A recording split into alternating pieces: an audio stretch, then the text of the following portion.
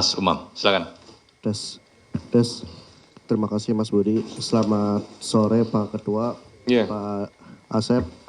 Saya Jamal, reporter dari Romawi.id. Izin Pak, ada beberapa pertanyaan. Tadi belum sempat ya Pak disampaikan. Sempat disampaikan terkait kronologi penangkapannya Pak ya. Benar gak sih Wamen Noel ini ditangkap setelah 2 menit menerima uang pemerasan tersebut? Lalu yang kedua, itu kan ada sekitar 22 kendaraan ya Pak ya. Itu kendaraan itu diterimanya itu sejak kapan Pak? Sekarang kan sebagai bukti kan berarti kan ada aliran-aliran uang dari pemerasan tersebut. Lalu yang ketiga, ini beredar Pak di media sosial adanya tudingan-tudingan miring terkait OTT Noel ini sebagai pengalihan isu terhadap dugaan keterlibatan Gubernur Sumatera Utara Bobi Nasution dalam perkara suap proyek Jalan Sumut. Apa tanggapan dari Pak Ketua? Terima kasih. Terima kasih Mas Jamal. Selanjutnya Mbak Sasya Livoi. Selamat sore Pak Ketua, Pak Deputi, dan Mas Budi. Izin Pak, saya Tasya dari VOI. Mau tanya, itu kan kendaraannya ada banyak ya Pak. Dan hitungannya kan OTT itu cepet gitu. Dan ini termasuk kayak OTT yang paling banyak buktinya. Kalau saya ingat gitu. Nah ini tracingnya itu sejak kapan sih Pak? Kalau boleh tahu. Itu yang pertama. Terus yang kedua, tadi kan juga disebut ini adalah permainan lama yang sudah ada gitu. Nah ini nantinya akan ditelusuri nggak, termasuk ke menakernya yang sekarang mungkin akan ada arah ke situ nggak? Itu yang kedua. Yang terakhir Pak, kita tahu kalau IBM ini kan ada kaitannya dengan relawan-relawan waktu Pilpres juga Pak.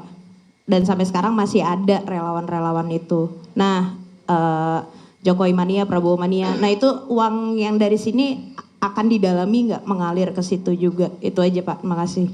Terima kasih Mbak Sasya. Satu lagi Mas Umam. Mohon izin Pak Ketua, Pak Deputi dan Mas Jubir. Izin saya Umam dari RRI Pak. Mau mastiin aja Pak, ini kan menurut informasi K3 ini sebelumnya apa benar sudah pernah diperiksa di Kejaksaan Agung? Kalau memang benar apakah KPK akan mengambil alih kasus, kan karena ini OTT gitu Pak. Terus yang kedua, mau tahu Pak alasannya kenapa digunakan pasal pemerasan, kenapa nggak digunakan pasal suap, apalagi kan mereka-mereka ini kan penyelenggara negara ya Pak, dan nominalnya cukup besar gitu. Terima kasih Pak. Baik, terima kasih Mas Umam. Kami respon dulu terkait dengan 3 penanya tersebut. Silakan Pak Ketua. Oke, baik. Nanti detail spesifiknya, teknisnya akan disampaikan sama Pak Deputi ya. Gitu, saya hanya menggambarkan secara umum saja. Tadi disampaikan pertanyaan tentang bagaimana proses pelaksanaan dari proses tangkap tangan ini. Jadi yang kami dapatkan pertama adalah proses serah terima uang antara perusahaan jasa terhadap koordinator, gitu. Nah, IBM. Nah, dari proses itulah kemudian ada interview yang dilakukan di lapangan dan berkembang kepada beberapa pihak. Jadi salah satunya adalah kepada IE, inisialnya siapa ya? IEG. Ya, pada IG dan pihak-pihak yang lainnya. Gitu. Nah, ini sekalian tadi saya sampaikan juga bahwa ya terkait tanya Imam tadi dengan Kejaksaan Agung gitu. Ya kami tidak monitor kegiatan itu. Gitu. Kita melaksanakan kegiatan penyelidikan yang kemudian berkembang pada proses tangkap tangan. Itu. Nah, Ranmor ini atau kendaraan bermotor roda 4, roda 2 itu sudah cukup lama. Ya, jadi ada beberapa proses yang dari 2019, 2020 dan lain-lain. Gitu. Bahkan mungkin bisa saja nanti akan didapatkan lagi kendaraan-kendaraan yang tidak menutup kemungkinan masih ada di beberapa pihak yang lain. Terakhir masalah tudingan seolah-olah mengalihkan isu. Jadi ini kami tidak melakukan penargetan terhadap seseorang. Yang kami lakukan adalah menargetkan terhadap adanya dugaan ya suap atau pemerasan awalnya di Kementerian Tenaga Kerja, gitu. Karena ada informasi dari masyarakat itu tenaga kerja itu buruh itu pada saat mengurus. Jadi ada, saya gambarkan gini simpelnya. Ini ada pihak pekerja atau buruh. Kemudian di tengahnya ini ada PJK3, Perusahaan Jasa Keselamatan Kesehatan Kerja.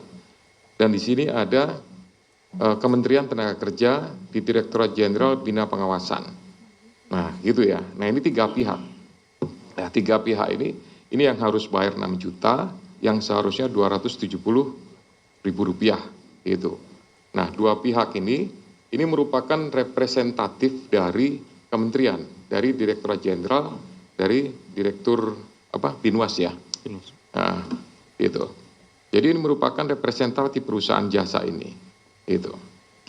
Nah, jadi sama sekali tidak ada istilah pengalihan isu, ya. Kami dapatkan itu di lapangan lah.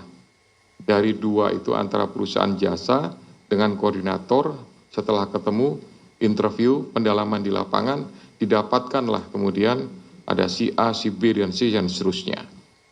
Kemudian tadi saya tanya, tracingnya begitu cepat, gitu ya. Mobilnya begitu banyak.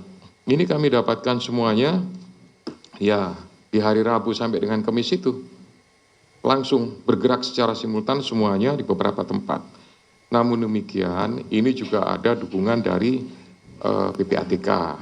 Ya, PPATK sudah memberikan informasi juga itu tentang aliran transaksi rekening, sehingga kita lebih mudah untuk bisa menelusuri gitu, baik itu aliran uangnya maupun penarikan, kemudian pengiriman, transfer, dan lain-lain. Kemudian bagaimana dengan pemain-pemain yang lama atau mungkin pegawai-pegawai yang lama? Nanti akan dilakukan pendalaman sama Pak Deputi, ya, sama Kasatgas Penyidikan, karena akan pasti ditarik mundur ke belakang sampai dengan di awal tahun 2019. Termasuk juga mungkin apakah ada uang-uang itu yang mengalir? Sementara tidak ada. Sementara yang ada adalah kepada IEG tadi hanya 1 unit motor roda 2, kemudian uang lebih kurang sekitar 3M. Itu, saya kira yang Mas Imam tadi udah saya jawab juga ya. Gitu. Baik, Pak Deputi silakan tambahannya. Terima kasih pimpinan. Baik, kami tambahkan, ini mungkin sekaligus kita kronologi